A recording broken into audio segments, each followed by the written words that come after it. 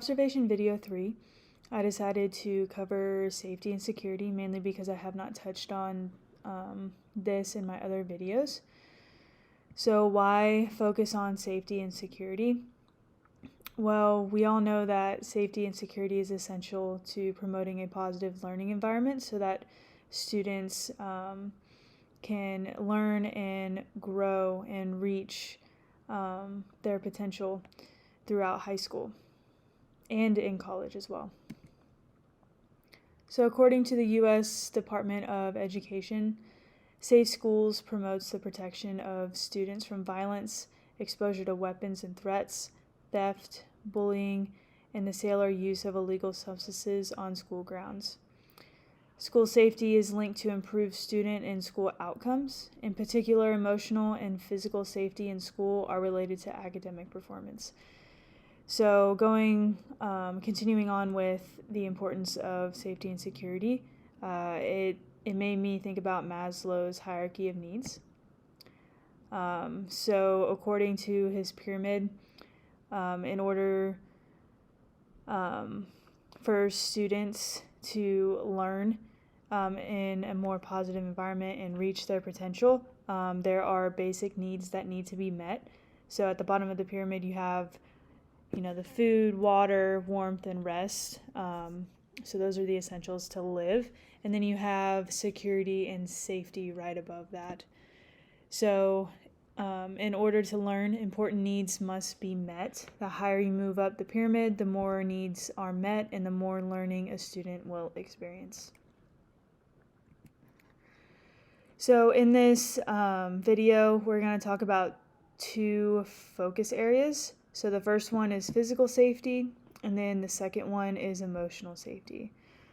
So according to the U.S. Department of Education, for physical safety refers to the protection of all stakeholders, including families, caregivers, students, school staff, and the community from violence, theft, and exposure to weapons and threats in order to establish a secure learning environment. And then with emotional safety, when you think about that, a big one is SEL, so social and emotional learning, and how we can help students build relationships, make the right choices, and be aware of their actions and the consequences of their actions. So 4 key things to keep in mind when addressing safety and security on campus. So number 1 is collaboration with district administrators, campus administrators, and security resource officers when developing plans, drills, and trainings. Number 2 is efficient training should be given to all staff on different emergency situations that they may encounter so that when it actually does happen, they are prepared and they know exactly what to do. And then number 3 is you need a sufficient way to keep track of all people on your campus. And we'll discuss more about that, specifically what Coppell ISD does to keep track of everyone on their campus during any emergency situation. And then number 4 is plan, practice, and reflect. So plan the drill, practice the drill, and reflect on what went well and what did not. You want to continuously improve on systems in place to ensure the safety of all people on your campus.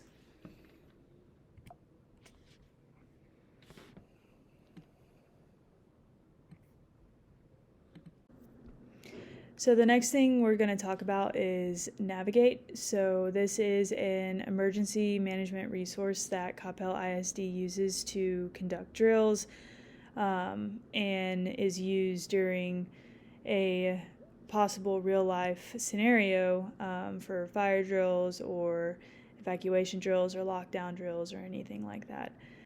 So I went ahead and interviewed my site supervisor about Navigate.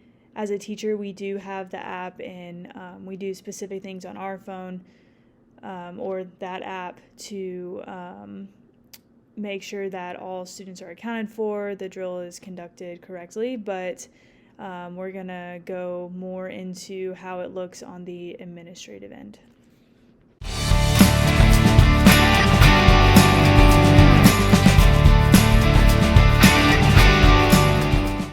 I know that we use Navigate in Coppell, and we've used it a few times.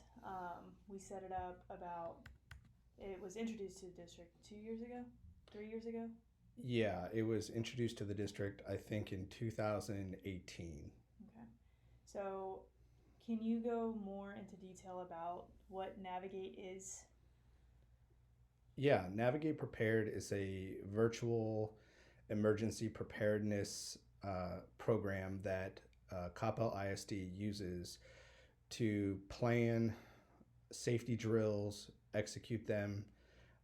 It allows us to activate a drill or an actual emergency event in real time. And once that drill is either activated or the emergency is activated, it alerts every single individual at Coppell Middle School West of the event that's happening. So I just pulled up all of the users for Coppell Middle School West, and these individuals all receive an alert when a drill or emergency event is actually happening. And so we're able to respond to different events. And I'm going to activate an alarm. And I'm able to choose where in the district I am. And the reason for that is I, as an administrator, might be at the administration building. I might be visiting my daughter at Austin Elementary. And I am able to activate an emergency. Let's say that I was at the administration building and there was a fire. I'm able to activate that alarm. And so I'm going to choose Middle School West. And I'm either going to activate an actual alarm, a drill, or if I'm in training mode with my staff, I can also do that. So I'm going to go to a drill and I'm going to initiate an evacuation right here. Let's say there was a fire. And while I'm doing this on my computer, I'm also able to do this on my phone as well because I may not have my computer. So I'm not actually going to activate the drill right now, but what I would do is I would enter in my 4-digit PIN. And the 4-digit PIN is kind of the last fail safe before the alarm actually activates. Once I put that pin in, I would say activate, and every single person on that West distribution list gets a message that says there's an actual alarm happening in the building. And so, depending on what drill it is, and we're able to run different types of drills, we have what we call a lockout, a lockdown, evacuate, shelter, and hold. And a lockout means that there's something outside of the school that's going on. It might be a suspicious person. It might be a car accident outside the school. And what we want to do is keep students inside of the building. We want to lock out everything outside, keep our students safe inside. And what we would do in this case is we would lock all outside doors to anyone coming in. We would not let anyone from outside the building inside the building. Kids and staff inside would be business as usual. We're carrying on school. Everything is fine inside. It's just that we're preventing people from outside coming in. A lockdown is much different. Let's say that there's an active shooter outside of the building, and we need to lock the building down.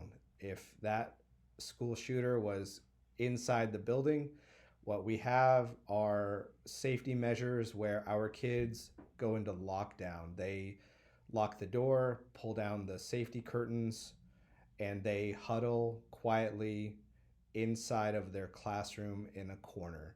And they do not open the door until the police open the door themselves. So, talking about lockdown drills when it comes to safety and security, I chose Coppell Middle School West just because it is unique in the way that it is set up. So, basically, there is a wall of windows in the front area of the school, so right by the entrance, and then also in the upstairs, there is a big collaboration space where the classrooms are all windows. But I just wanted to give you a view on how it looks. So for this video, you can see that there are 2 levels and then that it is all basically windows as you look. So there's the front and then the second floor and the first floor. I know it goes kind of fast, but it's all windows pretty much. So to give you a better look, so there is the front of the school. So you can see it is basically a wall of windows. And then here's one of the art classes that is right by the entrance. So I'm going to play a video with Dr. Conrad, and he explains how Coppell Middle School West has upped their security in regards to a lockdown drill if there was an active shooter. So he'll talk about how classrooms like this protect themselves and block the windows, and then how they also set up another measure to keep shooters from getting in or getting in less quickly. As you can see, there are a whole lot of windows throughout this building. Each classroom typically has a wall of windows. And our school board, when they toured the building, were very concerned about in the event of a school shooter and we had to lock a classroom down. And so what was done about that is the district purchased black shades in the event of a lockdown or some other type of drill where we had to close off a classroom. And so these black shades were installed to allow classrooms to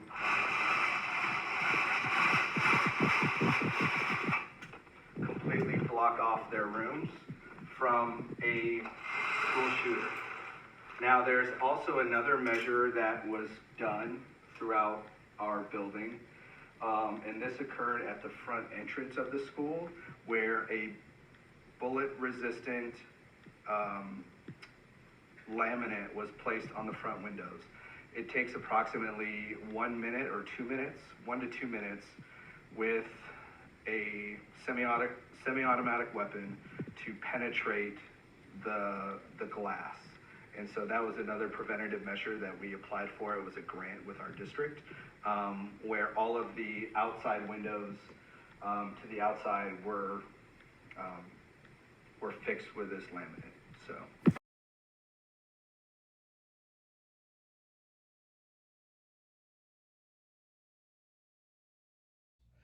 Evacuate, we want to get students outside of the building as quickly as possible. A situation where we would evacuate might be a fire, a chemical spill, or something of that nature where we need to get kids outside of the building as soon as possible.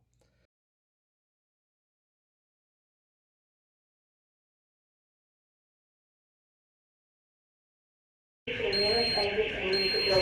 not re-enter the building unless directed to do so by the proper authorities. Please proceed to the nearest exit to the building. Do not re-enter the building unless directed to do so by the proper authorities.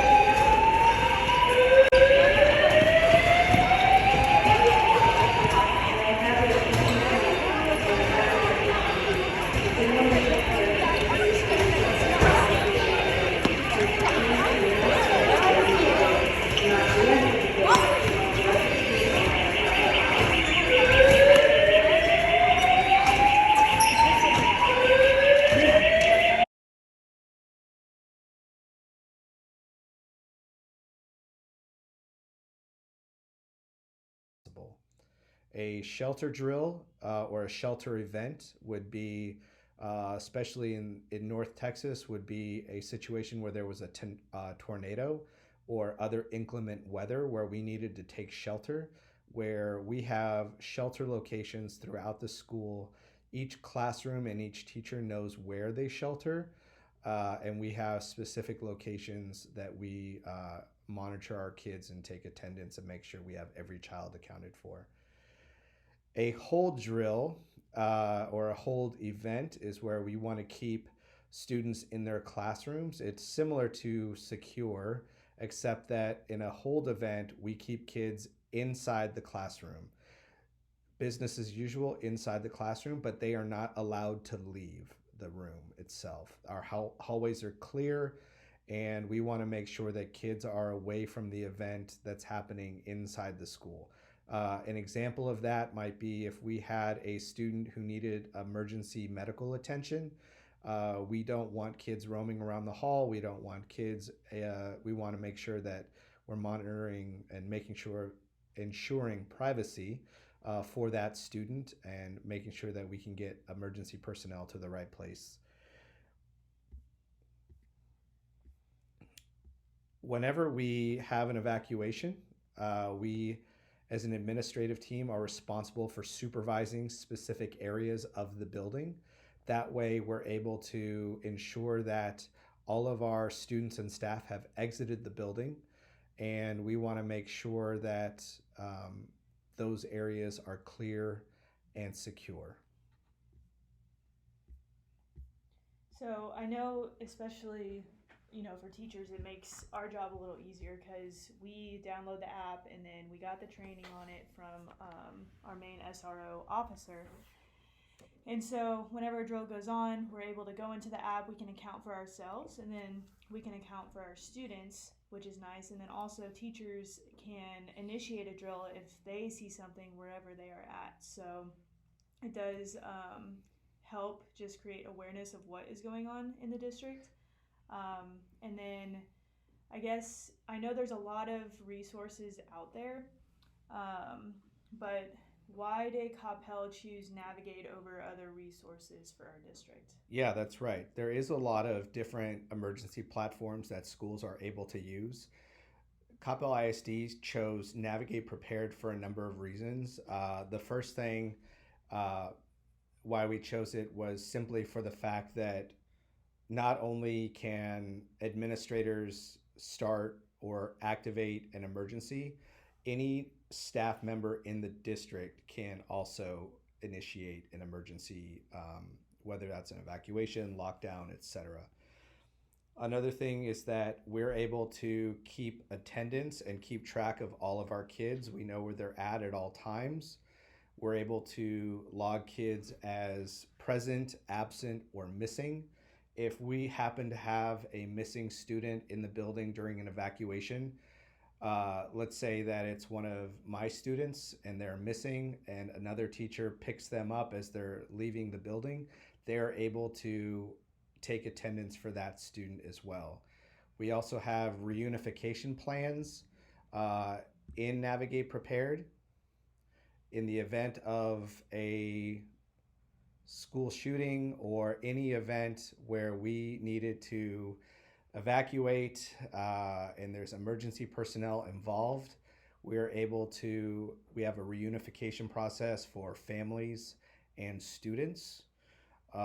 We also have embedded maps in this suite. We have our floor plans.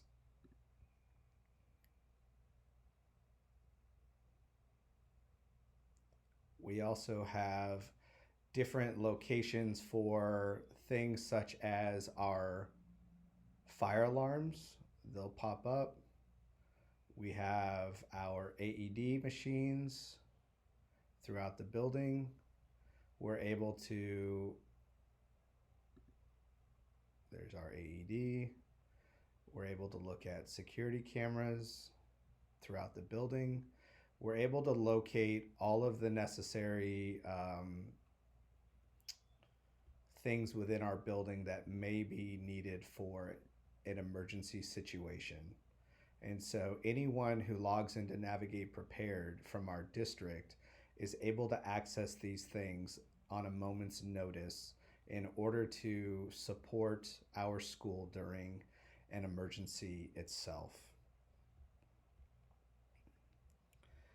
I think another reason kind of sold us on Navigate Prepared is that we met with individual parents from the Sandy Hook school shooting. They were speaking at a conference with members of the Navigate Prepared team, and they did a really nice job of presenting how Navigate Prepared was used in the situation at Sandy Hook. Wow, that's really cool. I didn't know that. Yeah, it's powerful. So I know that there's a drill this week on Tuesday. Yep. So you can plan drills in this as well? Yes, that's right. We can plan drills. And so what I'm going to do is go back to our homepage and go to drill logs. And I am able to schedule a drill, log an actual drill. We have drill reports. And in a bit, I'm going to go and talk about scenarios that we use during our professional learning and talk about what we would do in specific situations. And so if you look up here, we have upcoming drills in the next 30 days. This is the districts as a whole upcoming drills in the next 30 days. And these are overdue drills that need to occur in other buildings throughout the district. And so at the beginning of the year, what I do as an administrator is I schedule all of our drills for the entire school year. Now, we are required as a district to run 2 CPR and AED drills, one each semester. We're required to run 2 lockdown drills, one each semester, 2 lockout drills, one each semester, and we are required by the district to run an evacuation drill every month of the school year. And so you're right in saying that we have our second evacuation drill on September 21st at 2 p.m. I am actually able to change that date and time if something were to occur. We have very busy schedules. Sometimes things get put on our calendars or we are busy at those times. And so I'm able to change the date that it's on, and I'm also able to change the time and save that. And so what that will do, what I do next is I'll send a calendar invite and make sure that all of our staff is aware that the drill has changed. Awesome. That video was very informative with Dr. Conrad in learning how Navigate operates more on the administrative end. I do believe as an administrator it is imperative that you ensure every staff member has been trained on how to use whichever resource you have on your campus. And then I know that Navigate is only one resource that you can use, but for this video I went ahead and explored what other resources are out there that a district or campus can use to ensure safety and security. And I found 3 resources that were the closest to Navigate. So the first resource is School Pass. So this is what seems to be a popular resource for campuses to use. So basically, this resource identifies risks and responds to emergencies faster. You can quickly create school emergency alert and events, so it looks like it does have an app just like Navigate does. And then you can see real-time campus visibility during emergencies. So you can see based off this picture, you can see that staff is safe, and then you can look at the students and any visitors that are on campus. And then you can also use it for attendance. And then you can even send out a mass school message and notifications for non-emergencies. So it seems like this resource can be used both in drills or emergency situations and on a regular basis, which is pretty cool. And then the second resource that I found was Raptor Technologies. So we at Capel actually use not the entire resource, but it is called Raptor. I'm not sure if it's the same thing, but basically it keeps track of visitors that come into our building. So they have to put in their name, put in all their information, and then they can go onto our campus with a pass. But Raptor technology, it says that it's an emergency management software for schools.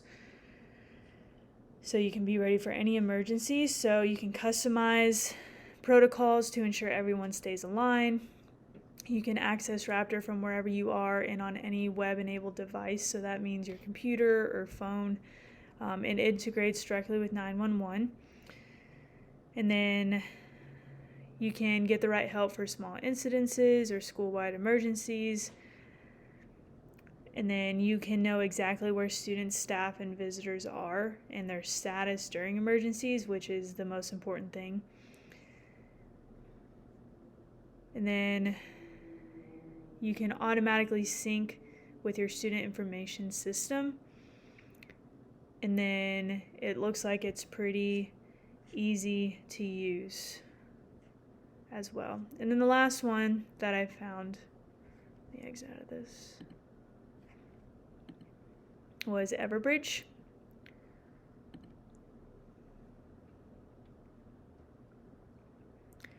So essentially it is the same thing. So you can customize communications to quickly communicate school safety plans with all relevant groups. So that includes students, parents, faculty, and staff, and then the public. And then you can initiate response and maintain communications with SOS buttons and safety status check-ins. You can do anonymous tipping to prevent incidents before they occur. And then there's pre-scripted notifications to improve accuracy and decrease errors. So that's similar to Navigate on setting up an emergency and then having to put in your PIN to make sure you don't accidentally set that up and then the whole campus freaks out. And then you have successful response and communication between all stakeholders. So really there are a lot of resources out there, and I think as an administrator it's important to know what resources are out there. Even though as a principal or an AP you may not have a whole lot of control in what resources your district chooses to use or buy, we do have control in using what is available and getting properly trained ourselves, and then providing that training to our staff and practicing drills throughout the year so that if a situation does come up, we are prepared and everybody is safe. So the next thing I want to talk about regarding physical safety is evacuation plans and routes. So the two big ones are obviously the evacuation drill and then shelter in place. So let me switch over to my other PowerPoint real quick.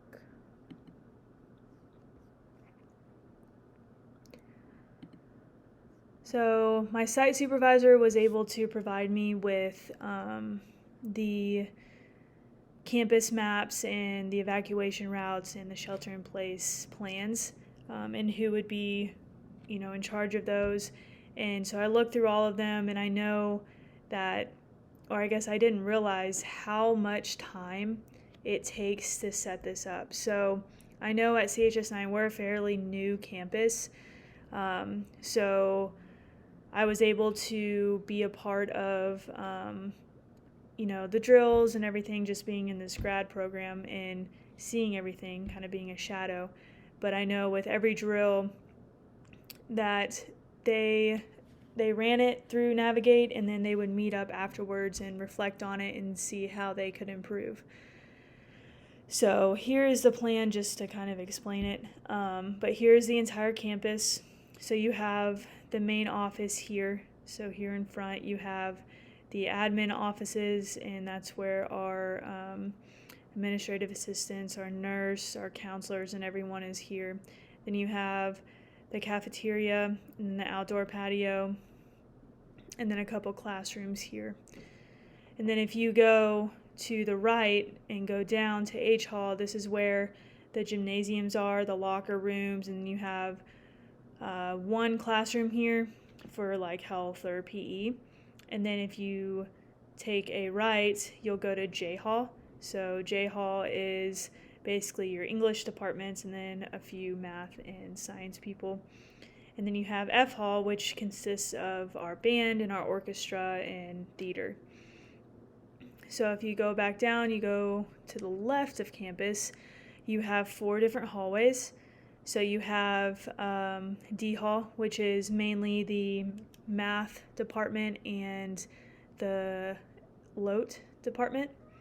And then in C Hall, you have social studies and science.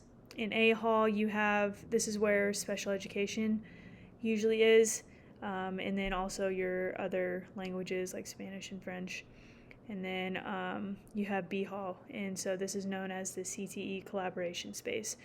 So this campus used to be a middle school, and then they added on, this campus, and then they added on this section when they built the 9th grade center. This area is relatively new, and the new gyms and everything, and then this actually used to be the gym at the old middle school. So there were a lot of doors here that led to outside, and during year 2 and 3 they closed these up so that there wasn't as many access points onto our campus.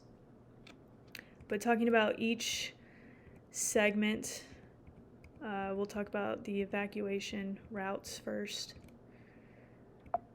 So this is A, B, C, and D halls, and you can see that our CTE collaboration space, you have a primary evacuation route that goes out here, and then you can also go out this way.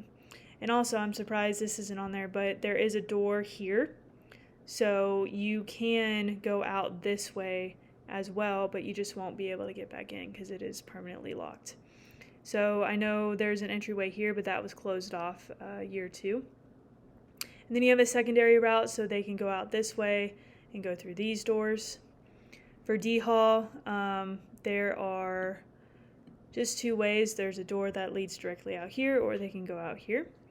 And then for C Hall, there are 2 exits on both sides, so they can take either this route or they can take this route. And then A Hall, they have this entry or exit, and then they also have this exit over here.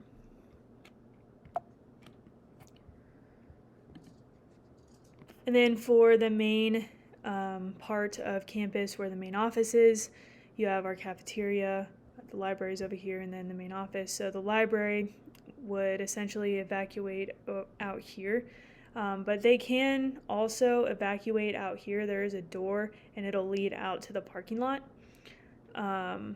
which I'm not sure why they don't have a route out there. And then there are 2 exits from the cafeteria that leads directly outside, so it's pretty easy to get out.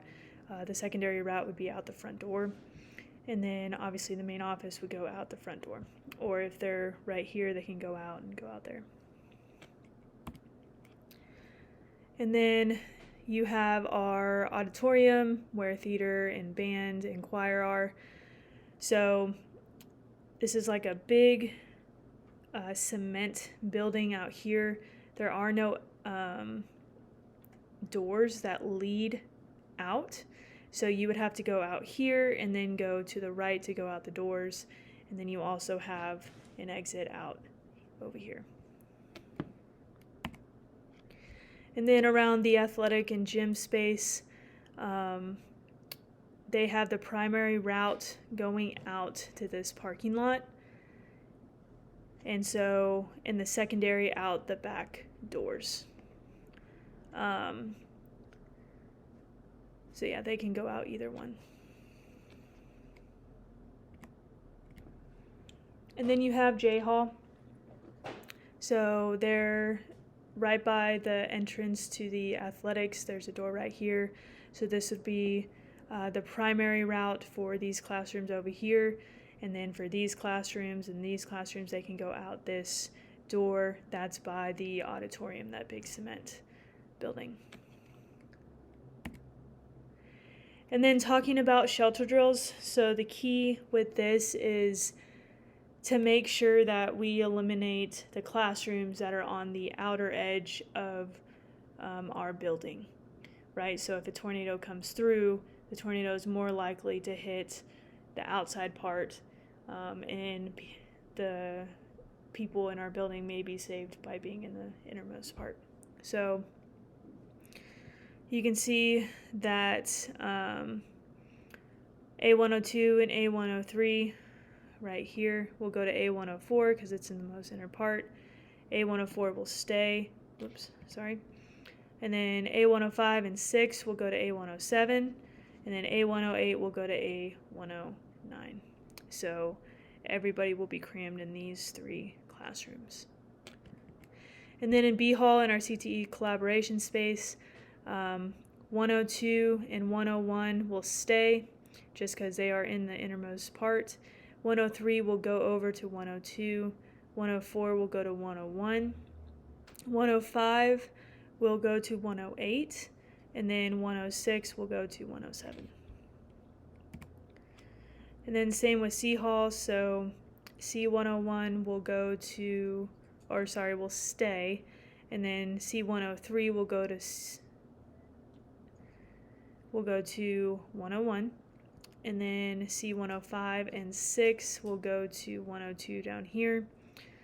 C107 will go to C104, and then C109 and C110 will go to C108, and then 13 and 14 will go to 12, and then C115 will stay.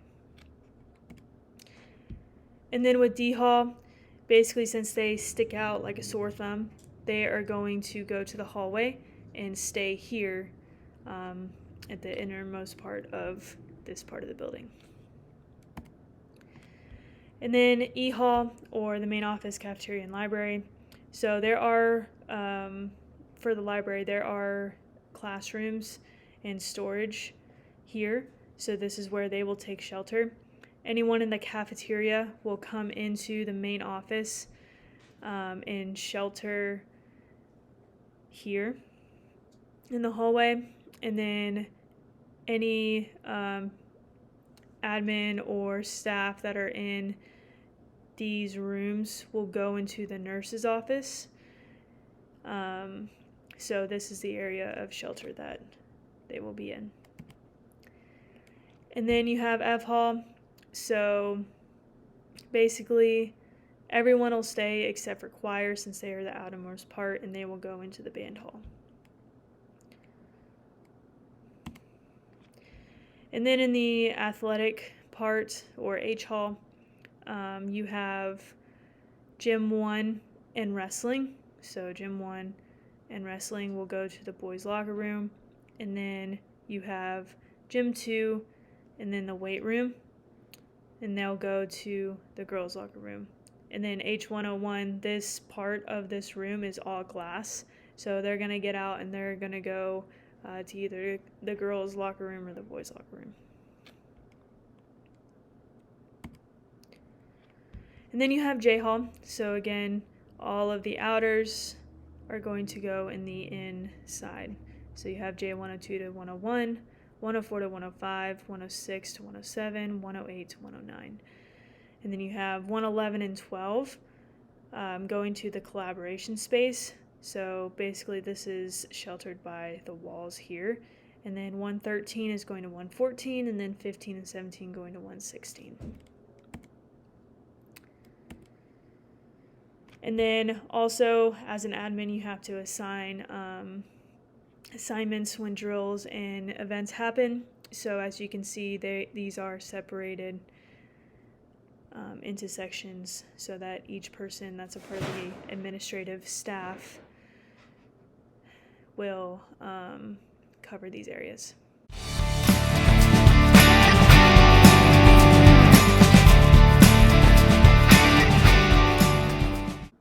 So the next thing I want to talk about regarding safety and security is emotional safety.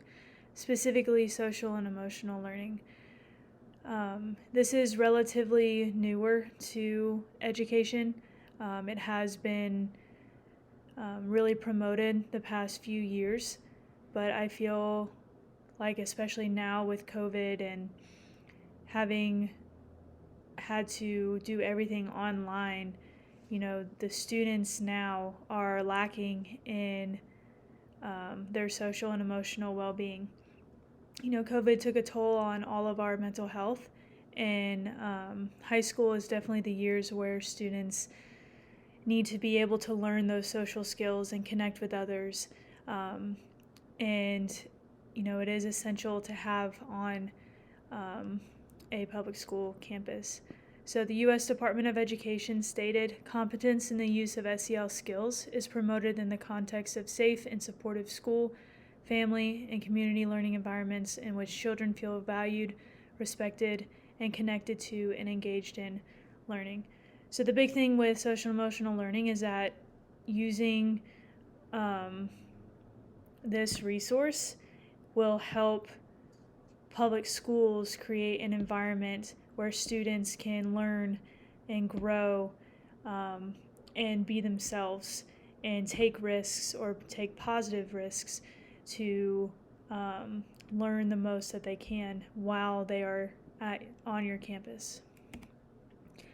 So Princeton and Brookings wrote a journal regarding social and emotional learning. So there's several articles in this journal, but this picture or this figure right here really sums up SEL. So you have in the middle self-awareness, self-management, social awareness, relationship skills, and responsible decision making. And you can see that as you move to the outer parts of the circle is how it's integrated into public schools and the community and into stakeholders. So you have the 5 SEL skills, and then you have these 5 things incorporated into classroom curriculum and instruction. And then outside of that, it gets implemented into school climate, policies, and practices. And then it gets implemented into the outermost part of the circle to family, and community partnerships. So let's talk more about what each of the 5 areas of SEL are.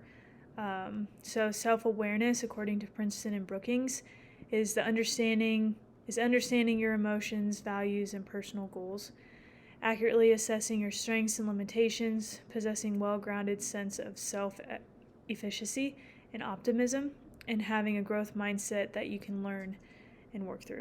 And then you have self-management. So this is skills and attitudes that help regulate emotions and behaviors. They include the ability to delay gratification, manage stress, control impulses, and persevere through challenges to achieve personal and educational goals. And then you have social awareness, the ability to take the perspective of people with different backgrounds or from different cultures to empathize and act with compassion towards others, understanding social norms for behavior, and recognizing family, school, and community resources. Then you have relationship skills, tools they need to establish and maintain healthy and rewarding relationships, and to act in accordance with social norms. Skills include communicating clearly, listening actively, cooperating, resisting inappropriate social pressure, negotiating conflict constructively, and seeking help when needed. And then the last one is responsible decision making. The knowledge, skills, and attitudes to make constructive choices about personal behavior and social interactions, whatever the setting. The ability to consider ethical standards, safety, and the norms for risky behavior, to realistically evaluate the consequences of various actions, and to take the health and well-being of yourself and others into consideration. So at Coppell, we use a resource called Panorama, and it is a resource that provides curriculum and lessons to individual students specifically for them. So let me show you the website here. So as you can see, the goal is to bring together social and emotional learning, multi-tiered system of supports, response to intervention, school climate, and student voice, all in one platform. So it's a lot of different things all in one. But regarding SEL, basically, each student will take this 80 question check-in on their well-being regarding SEL, and then from there this resource creates a curriculum for them. So basically, COPPEL is on a block schedule, so during the week, once a week, teachers will incorporate this into their lessons, and then students will be able to be involved in the activity and help grow their SEL skills. So I know this is just one way to incorporate SEL. I actually reached out to one of my friends who's a teacher in a different district and asked her what they do for SEL. And so what is different from her campus compared to COPPEL is that they actually have an advisory period. So COPPEL has the block schedule, there isn't an advisory period. And then my friend's campus, they're able to incorporate that. But during their advisory period, they have SEL activities. So she actually shared a calendar with me. I don't know what happened. There it is. And as you can see, so this is their September SEL calendar. So you can see that they incorporate tutorials and study hall in there for students who are falling behind or need help in their classes. And then you have days of specific SEL. So you can see that there's goal setting, there's digital citizenship, so being internet smart, relationship building, more digital citizenship. And then they have an advisory playlist, so basically you click on that and you're able to see different things that the students can choose to do, so they have a choice in what they want to do. And then they talk about conflict management, and again, more playlists, and then even connecting cultures. So there's a lot of different ways to implement SEL, but overall, no matter how you do it, as long as you're incorporating those 5 things, students are able to grow and be more comfortable in their environment to where they can expand on their learning. And then here are my resources for what I cited in my presentation. But overall, safety and security covered quite a bit of information and covered a lot of important things that is involved in that. But I think the most important thing as an administrator or a future administrator is that you have constant communication with your administration and other people on your campus. You are familiar with the resources that are available to you. Proper training is given to your staff, and you participate in that as well. And basically just having a growth mindset and know that with safety and security, it's never going to be perfect. So you always want to continue to improve in this aspect.